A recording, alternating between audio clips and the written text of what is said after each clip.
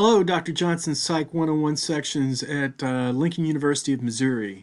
I'm recording this presentation for us at just about 10 minutes after 3 on Monday afternoon, April 13th, 2020. And this actually is part 3 of the presentation on the revised action potential slides. We're passing over between the end of the last section and the beginning of this one.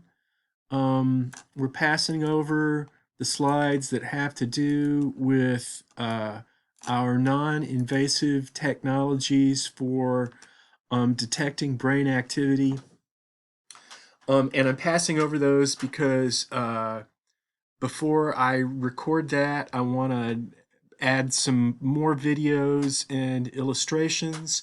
And these things are taking longer than I expected to get in front of you, and I just wanted to go on and get this. The last bit is more ready to record, so I wanted to record this for you. Today we're talking about the last 10 or so slides in that set of PowerPoints, and today we're focusing on the myelin sheath, what it is, and how the myelin sheath modifies how neurons that either have it or don't have it transmit information. So the first thing on this myelin sheath slide is the fact that of all the neurons in the human nervous system, 50% of them, about half, have a myelin sheath and 50% do not. And so if we go back and look at the handout document, and when we were talking about this in the earlier presentation, I said we were going to leave off D, which is the myelin sheath. And I'm asking you to remember myelin sheath. I'm not necessarily asking you to remember that the myelin sheath is made up of individual cells called Schwann cells. But they are. It's one of the things that's, I think, sort of super cool and interesting about how humans and other complex animals evolved is if you go back and look at this picture, you see that we're looking at individual segments. And in this particular illustration, we see that you got these little black dots. What are those black dots? Those black dots are the same thing this is. The little black dots are the nuclei for each one of these individual Schwann cells, which is composed of a fatty substance called lipid, and evolved to wrap around a completely separate kind of cell, which is the neuron, and do a specific function, fulfill a specific function.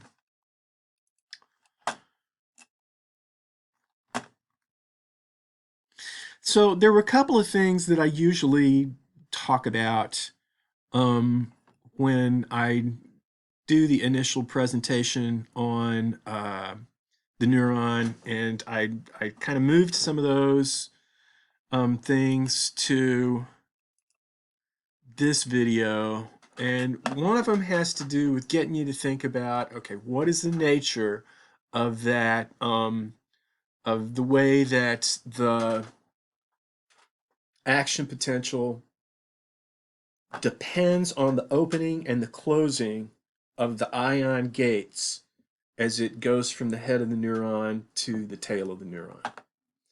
And so I've always been real tempted to use falling dominoes as an illustration.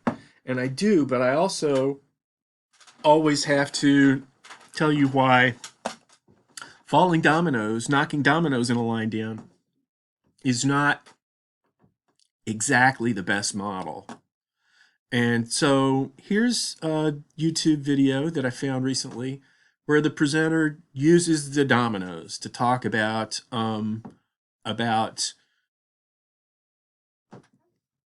uses as a model for how the opening and closing of the ion gates moves the action potential down the length of the axon. Okay, so he's making, I think, really strong points using this model.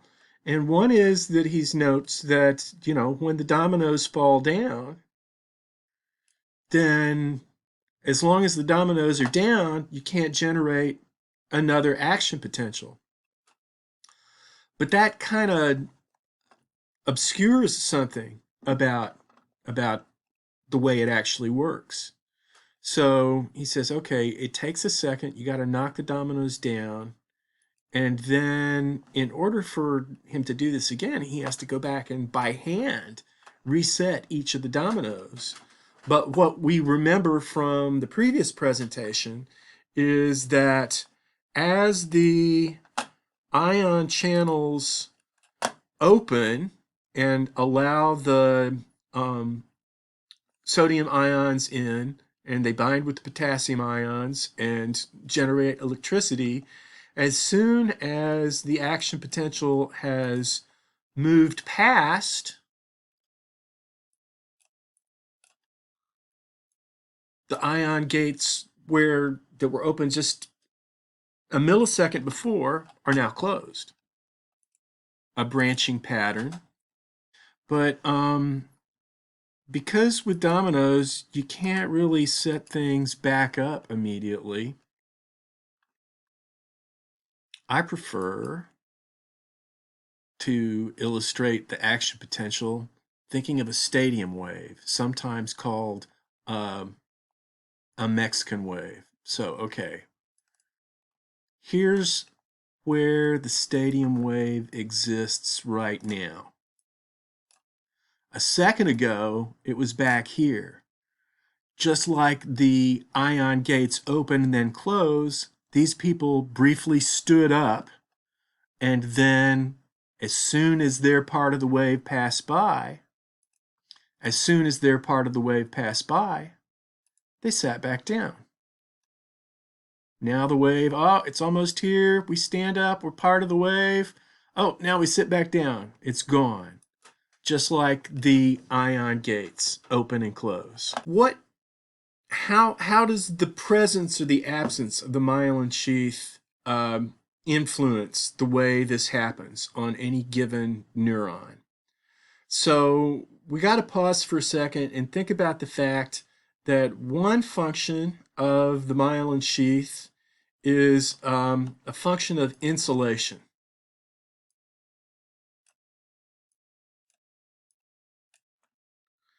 But we can't think of it exactly like insulation on an electrical wire. So if I get up and go to my wall switch and turn on the light, the electricity gets from the switch to the light immediately. And when I go back and turn off the light, the electricity leaves immediately. In an electrical wire, we want there to be no breaks in the insulation, in the rubber or the plastic or whatever it is, because in an electrical wire, a break in the insulation allows short circuits and decreases the efficiency of the transmission of electricity from the switch on the wall to the light above. But if that were true for the myelin sheath, then if we completely covered the myelin sheath, then all of the ion gates that allow the sodium in would be blocked, they'd be closed, and no action potential could be generated, because what generates the action potential is the combination of the sodium ions coming in through the ion gates and electrochemically bonding with the potassium ions and generating electricity. So the myelin sheath has to have some gaps. The gaps between the bits of myelin are called nodes. And specifically, they're called the nodes of Ranvier, but we don't need to remember that. You just need to know that they're gaps. And so here's a couple of illustrations in the PowerPoints of what's going on. So here are neurons here's a neuron that has no myelin sheath, and here's a neuron that does. So one thing about the 50% of the neurons in the human body that have a myelin sheath is that those tend to be neurons that are in the peripheral nervous system. So if we go back and look at the very first shot of our nervous system video, our neuron video, we remember that what we see is this network of green cables which wraps around the brain and comes out of the brain. It goes down the spinal cord,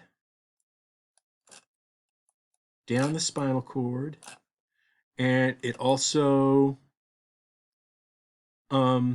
sort of broadcasts into the muscles of the face and sends instructions to the muscles of the face and sensory information from the face backwards.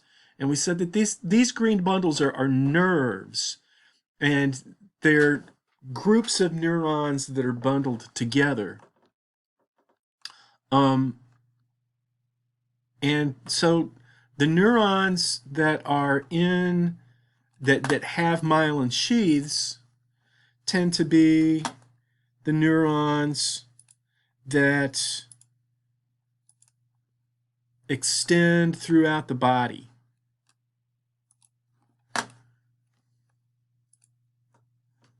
It's called the peripheral nervous system, on the periphery. This particular, I don't have this illustration in the PowerPoints.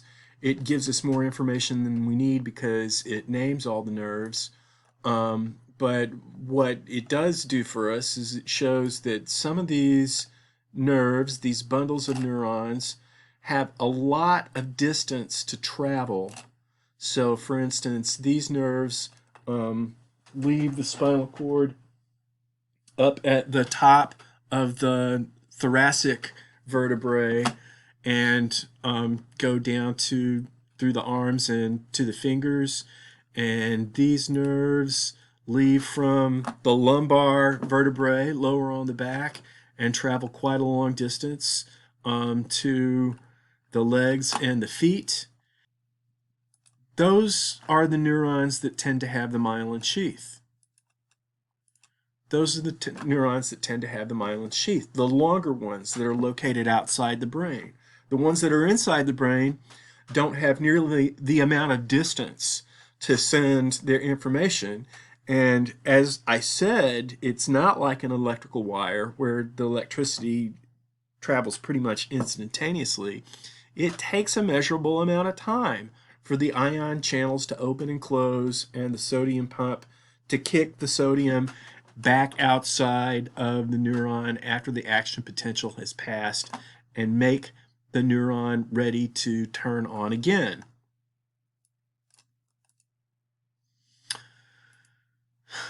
Okay, so I mentioned in the last presentation that one of the joys of YouTube is that you can find just so much information. But one of the drawbacks of YouTube is that you might be able to find something one time, and if you don't copy and paste it into a document, you might not be able to find it again, or it might even disappear. So this is a video that I downloaded from YouTube a couple of years ago, and I can no longer find this one on YouTube, but it does a great, it gives a good example of what's happening in the difference between the way myelinated neurons conduct an action potential and unmyelinated neurons conduct an action potential. So hopefully my video player is going to cooperate. So up here on top, we've got the neuron that doesn't have a myelin sheath. And then down here, we have the neuron that doesn't. Again, it doesn't show us the axon, pardon me, it doesn't show us the ion gates or channels. But compared to our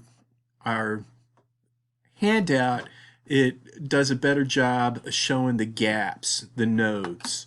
So here's the Schwann cells. Here's the cell nucleus of each of the Schwann cells. Here's the axon with no myelin sheath. I'm going to turn her down because she uses bigger words than we need. Okay, so what we're seeing here is we're seeing the action potential as it travels.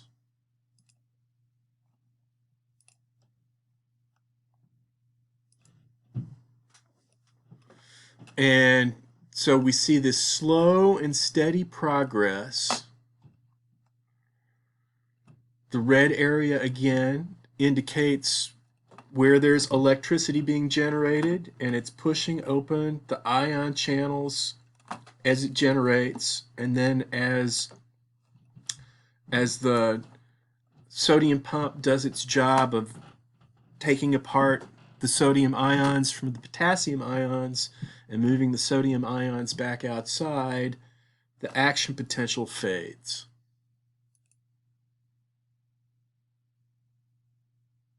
So here's the action potential in a myelinated neuron. The red area still indicates a change in charge, but you see it changes the speed and the tempo. Trying this once again. Okay, so again, now we see where the action potential is represented by the red area. So we know that in that red spot, that's where the sodium has come in and bonded with the potassium and generated electricity. But what we can see is really different is the speed. It's uneven.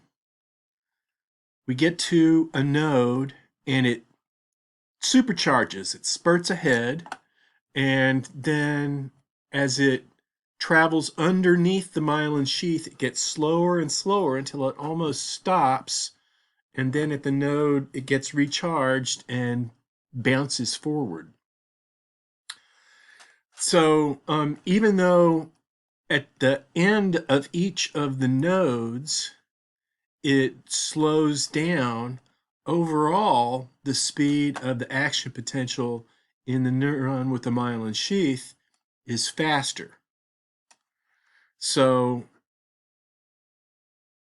the reason behind this, and there's another thing that is the result of this difference in how the myelin sheath changes the way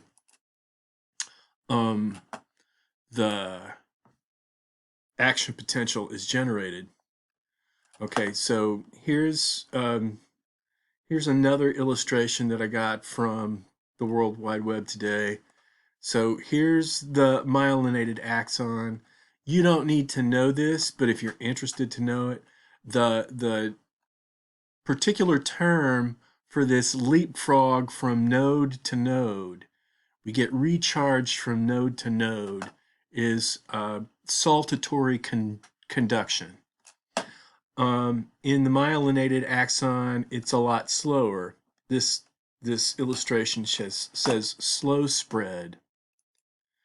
So what's going on with that is an axon with no myelin. All of the sodium channels up and down the length of the axon must open and close. We can't do that in a myelinated axon because the majority of the sodium channels are covered with this myelin fatty substance, which means that we can't let sodium ions in the areas that are covered by the Schwann cell. So the speed difference is significant. Axons with myelin sheaths have generate action potentials that move up to 15 times faster than unmyelinated axons. But it's not just that the speed is different, there's another difference as well. Going back to the idea that the two fuels of the body are oxygen and glucose, that sugar molecule, neurons with a myelin sheath are more fuel efficient. Since not as much sodium comes into the cell membrane, the sodium pump doesn't have to work as hard to reset the neuron, and so it burns less oxygen and less glucose to reset the neuron than neurons that do not have a myelin sheath. There is one particularly serious health problem that's associated with the myelin sheath. So muscular dystrophy is a degenerative nervous system condition that involves lack of muscle control. So both your voluntary muscles, like the muscles from moving your hands and feet, moving us around, the muscles that control the movements of the face and coordinate our speech, but then even the muscles that expand and contract our lungs and help us breathe, as the myelin sheath in multiple sclerosis, the myelin sheath begins to deteriorate on a number of neurons, and the muscle movement decoordinates. And if it gets really serious, for instance, if it really interferes with your breathing, people can and do die of that condition.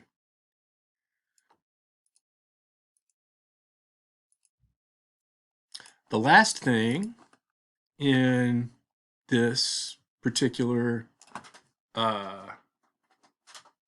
set of slides, I just threw out, this is something that I have learned relatively recently, just within the last 4 or 5 years. And it's interesting to me to think about our overall health, including our mental health, and how that's tied to particular things of our biology. And I just think that these two things are worth keeping in mind. Two basic processes of being alive include keeping the nervous system running. So if we think about it in terms of every day, each of us, just to keep, each of us in being alive, spends 10 energy dollars every day. Then on average, of those 10 energy dollars, 2 of them, 20% of the total energy expenditure of staying alive, just keeps the nervous system running. And another thing that I have paid more and more attention to over the last several years is digestion, the process of digesting food. It takes work to digest food. So 3 out of every 10 of the 10 energy dollars we spend a day are spent on turning the food we eat into the glucose that our biological components burn as one of the fuels of the body. So, if you are motivated to pay attention to weight control, one of the things that's kind of paradoxical about this is the more you eat, the more energy you have to spend digesting. And one of the things as we get older is we really don't need as much food. We really don't need as much food, especially if we do jobs that don't require a lot of physical movement. It's easy to put on weight because it's really easy to take in more food than we necessarily need to have. And finally, on top of this, something that has been even more new in my knowledge. Okay, so 20% of the body's total energy expenditure keeps the nervous system running. And one of the well-documented videos that I watched on the action potential pointed out that of that 20%, 20 to 40% of that 20% is putting sodium that comes into the neurons when action potentials are generated, moving that sodium back out and keeping all of the neurons in their ready to turn on again state is 20-40% of the energy of the 20% of our total energy that the nervous system turns out. So, okay, that neither of those things are things that you need to remember to master the quiz bank questions for this unit. But again, I just think it's interesting to know and worth knowing that way. So that's it for this presentation.